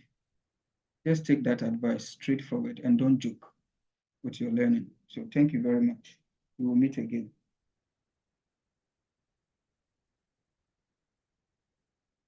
Thank you, sir. Thank you, sir.